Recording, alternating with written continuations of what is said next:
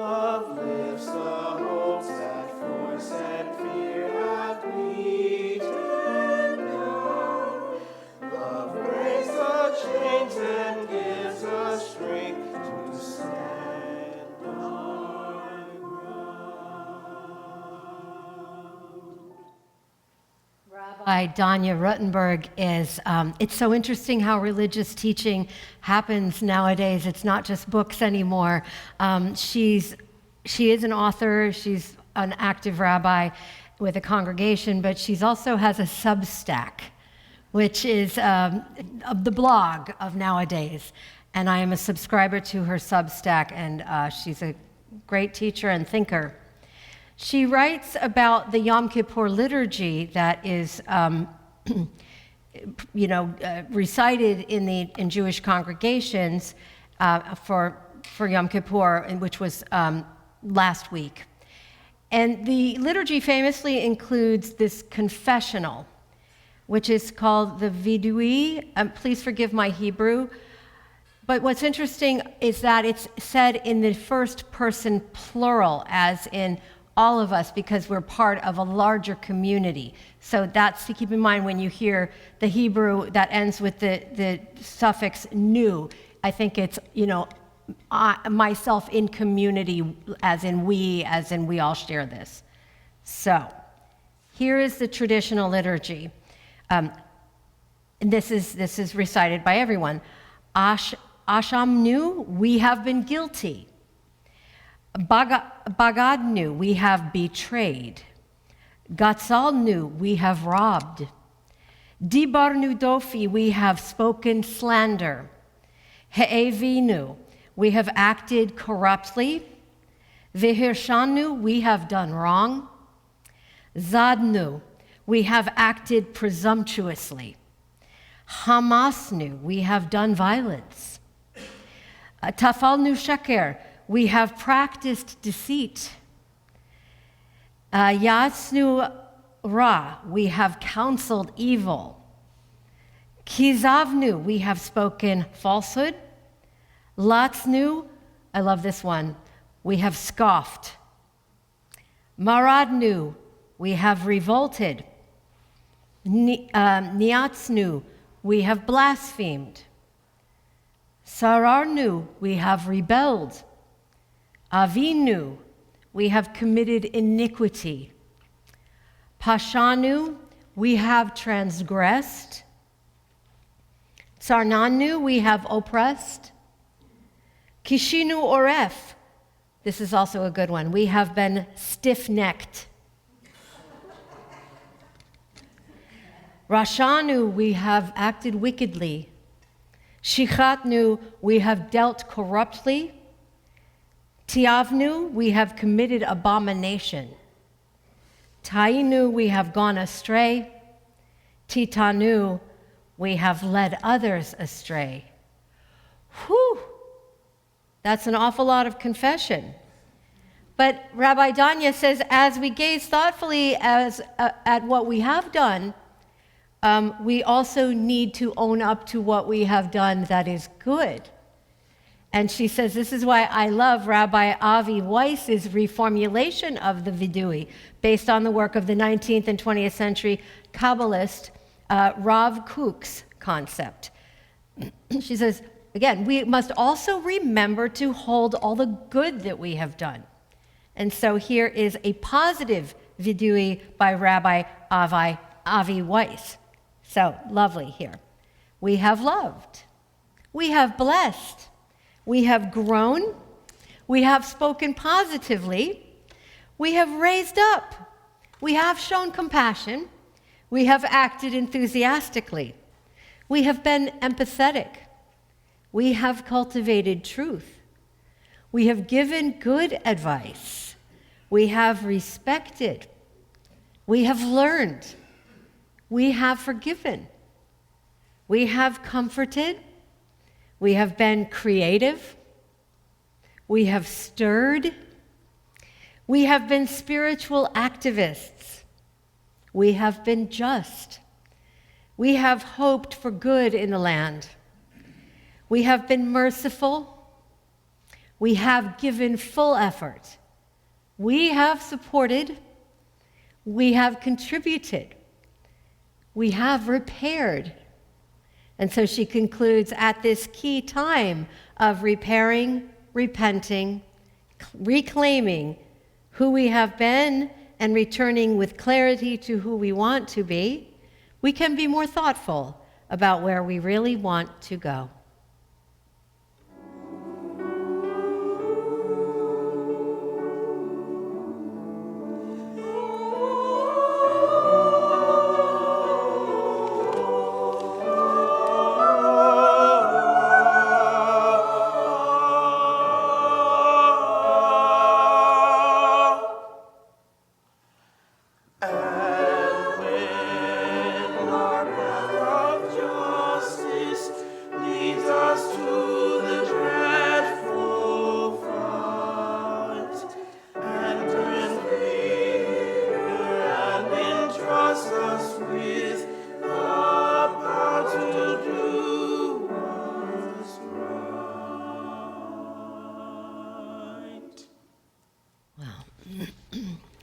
I'm going to begin my sermon this morning by disagreeing with spiritual teacher Richard Rohr, whose work I greatly admire. He is a Christian spiritual leader, and he has a wonderful center for spiritual life and social justice.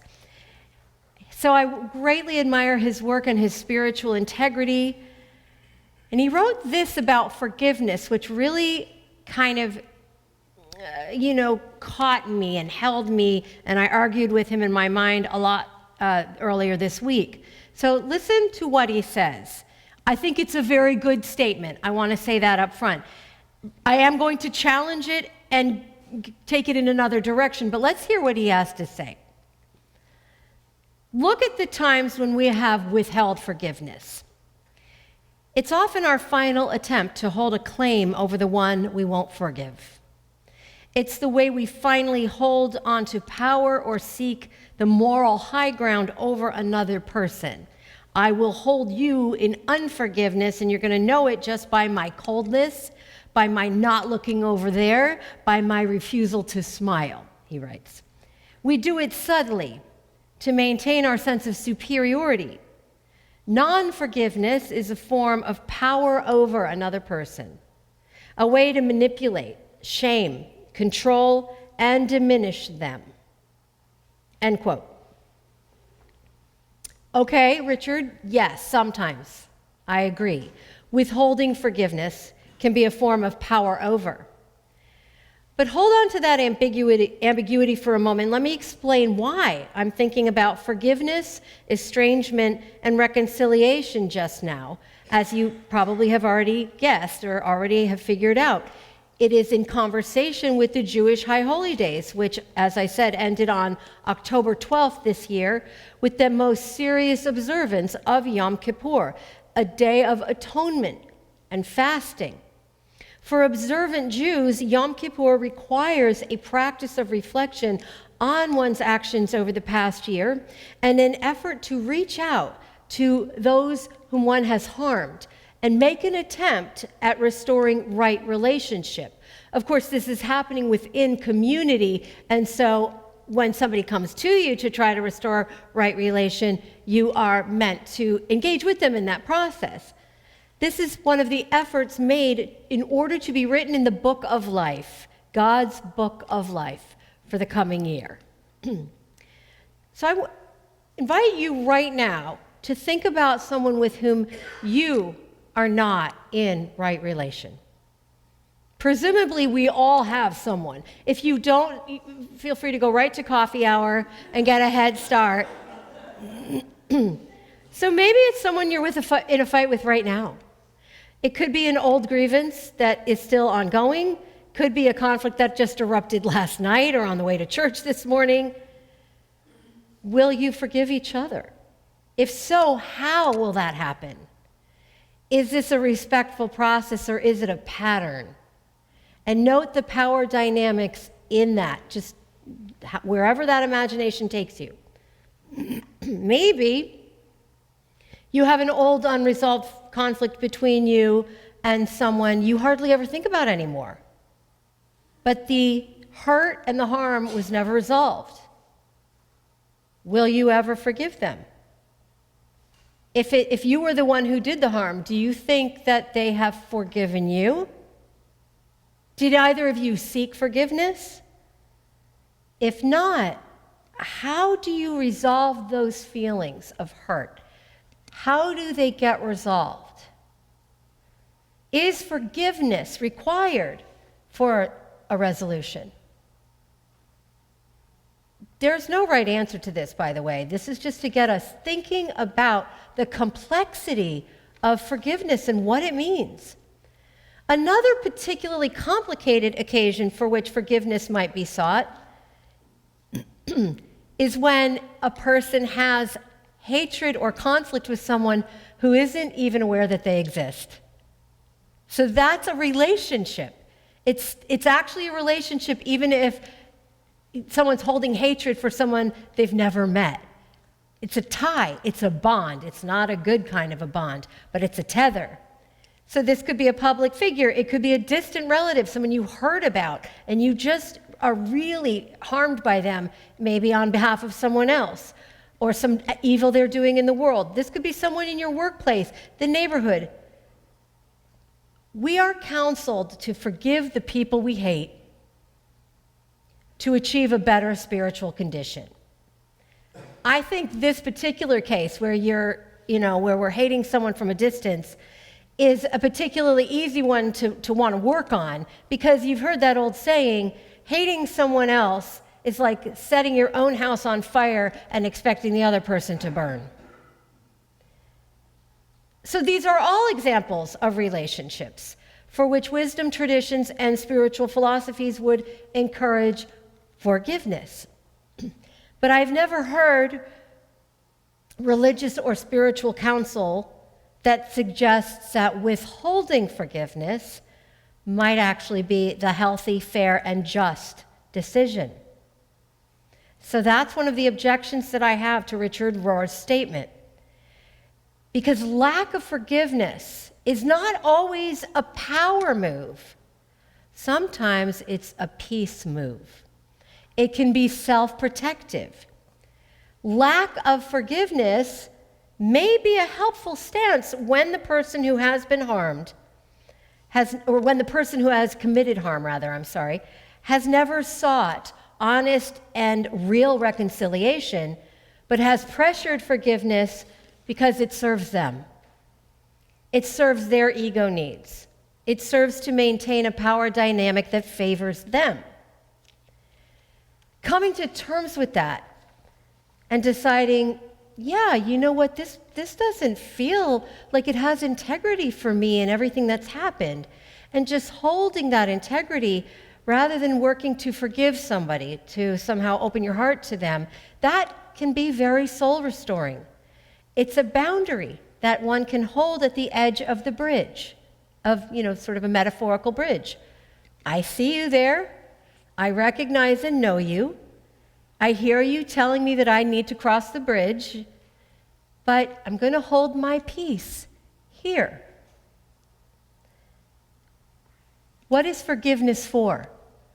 Because I know what I'm saying right now might feel really kind of shocking and different from everything you've heard in a church about forgiveness. So I want to give us time to really process that.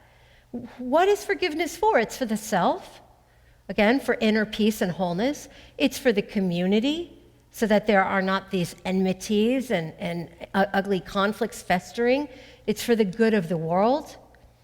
And it's a reflection of the wholeness and holiness we claim is the nature of God. Forgiveness, given under conditions of fairness, is an unquestionable good.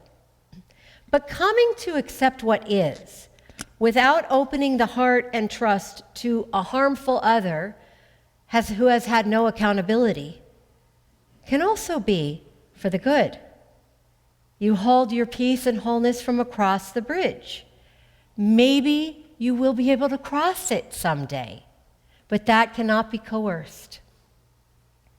I think for most of us, forgiveness is associated with this kind of like sweetness of attitude because it's sort of like self-sacrificing generosity. And you hear people say, do you forgive me? Oh, it's okay, I forgive you. Do they really mean it? So often in our lives, we've been urged to take that stance before there was any real accountability and responsibility taken by the one who harmed or the institution that harmed, before any actual justice has been done or even the harms truly understood. I believe that forgiveness, if undertaken genuinely, not coerced by people who are socially or psychologically uncomfortable with the reality of harm, or who prize family or community unity over accountability, is a lengthier process than we have been led to believe. It requires not just thinking about what happened and not just entering into that immediate people-pleasing dynamic of course I forgive you, but it's a process during which we allow the body to process what really happened to us, to acknowledge the lasting stress of that event or that relationship, to heal it if necessary, and to also, while we do this, allow our souls to speak through dreams, intuitions, and instincts, and to respect what all of that wisdom has to say, the body, the soul, the spirit wisdom. And no one but the one who bears the hurt has moral permission to rush this process along or to pronounce when it has been concluded. A good forgiveness, not rushed, respecting the time it takes for healing, creates inner peace. It creates emotional and psychological wholeness and freedom. It's liberating. It creates a calm within the self where the forgiver is able, when considering the person who has broken the trust or caused the harm, to hear their name, see them, or see their news about them without being activated to a state of distress, rage, resentment, and inner chaos that requires one to recover from the encounter. So let me say that more simply. A good forgiveness creates inner peace so that when one hears about the person who's harmed them, hears their name, sees them come up on social media, sees them in the news, sees them at the family gathering, hears their name, they are not activated and re-traumatized or re-stressed. That's a good forgiveness. They go, oh yeah, so-and-so. I have a neutral reaction. They are who they are. There they are.